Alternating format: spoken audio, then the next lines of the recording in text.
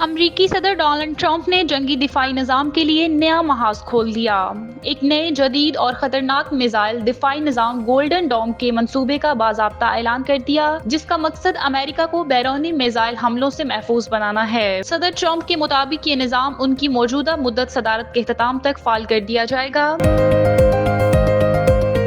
نائب وزیر اعظم اور وزیر خارجہ اسحاق ڈار نے کہا ہے کہ عالمی برادری فلسطینیوں کی نسل کشی کی اسرائیلی مہم کو فوری ختم کرائے۔ غزہ میں ہر 5 میں سے ایک شخص کو بھوک کا سامنا ہے۔ غزہ کی پوری آبادی کو غذائی عدم تحفظ اور قحط جیسے خطرے کا سامنا ہے۔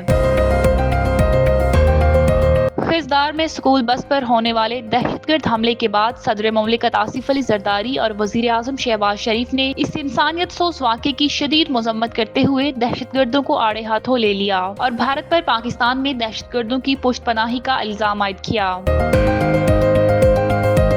سینٹرل پاور پرچیزنگ ایجنسی نے national electric power regulatory authority میں بجلی کی قیمت میں اضافے کے لیے درخواست جمع کرا دی ہے۔ یہ درخواست اپریل کی فیول پرائس ایڈجسٹمنٹ کی مد میں دی گئی ہے، جس پر نیپرا 29 مئی کو سماعت کے بعد فیصلہ سنائے گی۔ درخواست میں بجلی کی قیمت میں ₹1.27 فی یونٹ اضافے کا امکان ظاہر کیا گیا ہے۔ خضدار میں اسکول بس پر ہونے والے دہشت گرد حملے کے بعد صدر مملکت آصف علی زرداری اور وزیر اعظم شہباز شریف نے اس انسانیت سوز واقعے کی شدید مذمت کرتے ہوئے دہشت گردوں کو آڑے ہاتھوں لے لیا اور بھارت پر پاکستان میں دہشت گردوں کی پشت پناہی کا الزام عائد کیا۔ صدر مملکت آصف علی زرداری نے اپنے بیان میں کہا کہ معصوم بچوں پر حملہ انتہائی گنانا اور انسانیت سوز فعل ہے۔ دہشت گرد تعلیم اور انسانیت دونوں کے دشمن ہیں۔ انہوں نے کہا کہ بھارت کی حمایت یافتہ دہشت گرد تنظیمیں پاکستان میں عدم استحکام پیدا کرنے کے لیے سرگرم ہیں اور ان کا مکمل قلعہ کما کیا جائے گا۔ صدر نے مزید کہا کہ بھارتی سرپرستی میں ہونے والی دہشت گردی کو عالمی سطح پر بے نقاب کیا جائے گا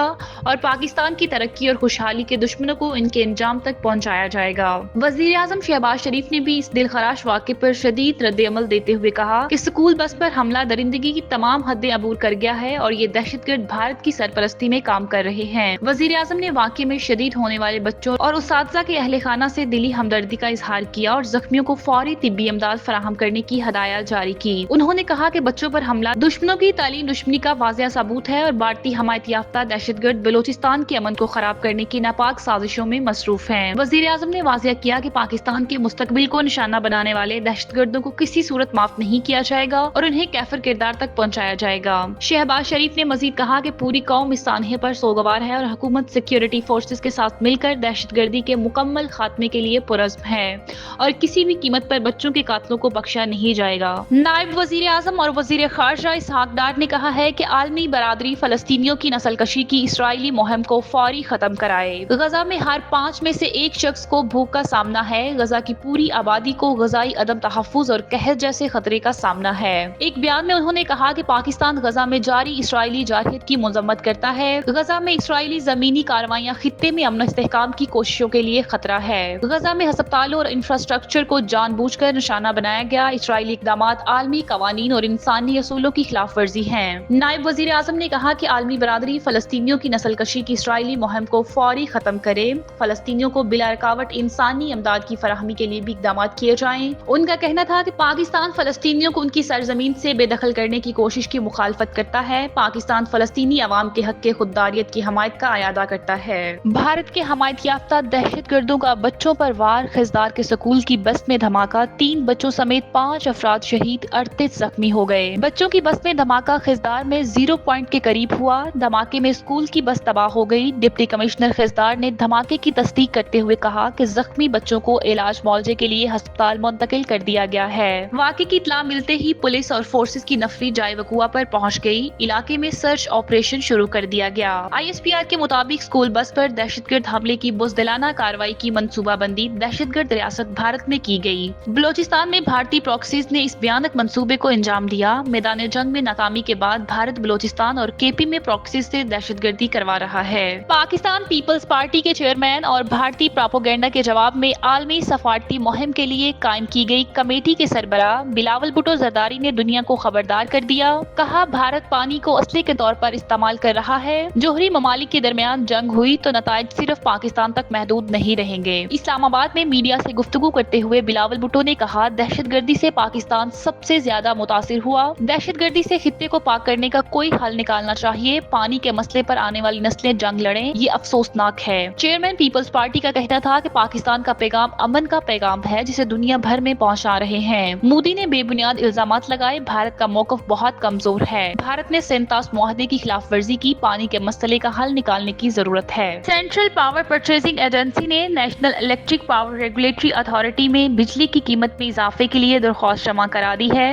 یہ درخواست اپریل کی فیول پرائس ایڈجسٹمنٹ کی مد میں دی گئی ہے، جس پر نیپرا 29 مئی کو سماعت کے بعد فیصلہ سنائے گی۔ درخواست میں بجلی کی قیمت میں ₹1.27 فی یونٹ اضافے کا امکان ظاہر کیا گیا ہے۔ سی پی پی اے کے مطابق اپریل 2025 کے دوران ملک بھر میں 10 ارب 51 کروڑ 30 لاکھ یونٹس بجلی پیدا کی گئی، جبکہ 10 ارب 19 کروڑ 60 لاکھ یونٹ بجلی تقسیم کار کمپنیوں کو فراہم کی گئی۔ رپورٹ کے مطابق اپریل کے مہینے میں بجلی کی اوسط پیداواری لاگت ₹8.94 فی یونٹ رہی، جبکہ نیپرا کی جانب سے مقرر کردہ ریفرنس لاگت ₹7.68 فی یونٹ تھی۔ پیداواری کے ذرائع کے حوالے سے جاری کردہ تفصیلات میں بتایا گیا ہے کہ اپریل میں پانی سے 21.94%، مقامی کولے سے 14.51%، درآمدی کولے سے 10.02%، فرانس آئل سے 0.97%، مقامی گیس سے 8.01%، درآمدی انرجی سے 20.52%، جبکہ جوہری ایندھن سے 17.91% بجلی پیدا کی گئی۔ فیصلہ ہونے کی صورت میں بجلی صارفین پر ماجون میں اضافی مالی بوجھ پڑنے کا امکان ہے۔ امریکی صدر ڈونلڈ ٹرمپ نے جنگی دفاعی نظام کے لیے نیا محاذ کھول دیا۔